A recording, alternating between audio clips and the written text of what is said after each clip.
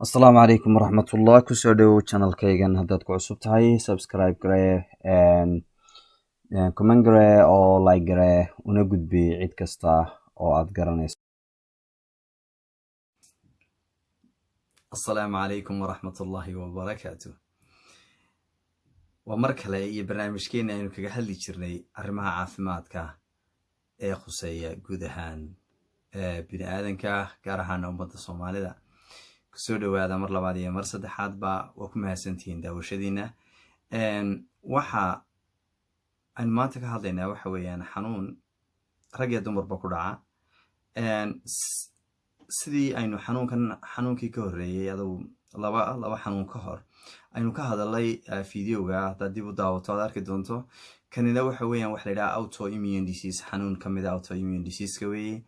xanuunada difaaca jirka oo khalkhalay ay sababaan inay dhib u geystaan jirka qofka. xanuunkani waa xanuun khatar ah, dadkana siyaabo kala duwan u kala effecti garaya, meelo kala duwan ku kala dhaca.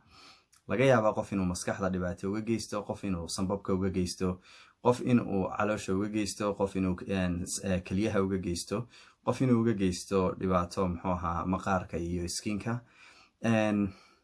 xanuunkan waxa uu dadka qaarna xagga muuqaalka, gaar ahaan dumarka, uu u geystaa calaamad u eg sida bashan butterflyga la yidhaahdo, oo ah balambaalista, in ay wax balambaalisa u eg oo kale oo kalar ka duwan wejiga qofka ay kaga sawiranto sanka iyo intaa dhabanka ama wejiga dhinaciisa hore.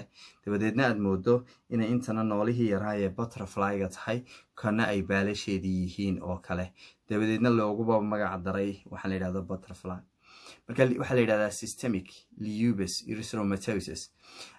xanuunkaasi waxa uu sababaa dhibaato aad weyn buu u geystaa bini aadanka, dumarka u badan, oo waxaa la yidhahdaa 2 ilaa 4 bay ayay ragga isku yihiin, oo markuu 4 dumar ku dhaco 2 rag ku dhaca. xanuunkani waa xanuun la mid ah kii aynu videoga hore kaga sheekeyno, oo ah autoimmune disease, ama xanuun ay keena difaaca jirka oo khalkhalay oo jirka weeraray. dadka qaar wuxuu kaga dhacaa jointiska, oo waxba lagu qaldaa xanuunkaa hore ee aynu ka sheekeynay, oo arthritis wax la yidhaha buu keenaa. una meelaha laalaabatooyinka iyo jointiska ayuu burburiyaa ama uu barariyaa. waxa kole investigation fara badan ayaa loo sameeyaa si loo ogaado. qofkaas waxaa laga yaabaa in uu dareemo laab xanuun fara badan, oo chest pain uu dareemo, skin in problems ku dhacdo, in mararka qaar confusion iyo madax xanuun iyo headache iyo nervousness iyo waxyaalahaas ku dhacaan, inuu kaliya xanuun fara badan uu qofku ka cawdo, in kalarka aan sheegayna skinka wejigiisu isbedelo ama skinka meelo kale oo ka mid a. waxyaalaha inuu qofku isku arka ayaa laga yaabaa marka uu xanuunkan qabo. xanuunkani sidii xanuunkaa hore ama autoimmune diseaseka xanuunada la yidhaahda ay u badan yihiin, ma aha xanuun leh dawo isaga baabiisa ama tagsiisa, laakiin wuxuu leeyahay xanuunka dawooyin yaryar oo controla.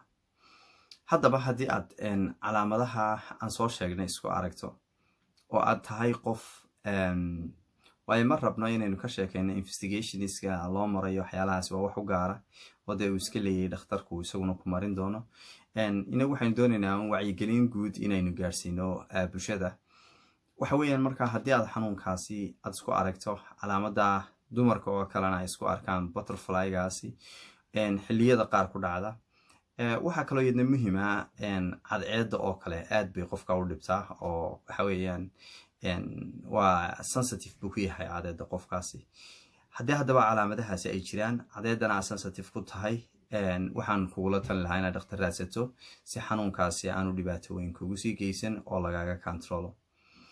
inta aynu is arki doono xanuunkan xanuun ku xiga, waxaan idin leeyahay is arag dambe iyo ismaqal dambe oo xiisa leh. hana ilaawina sidii caadada ahayd inaad like garaysaan, share garaysaana.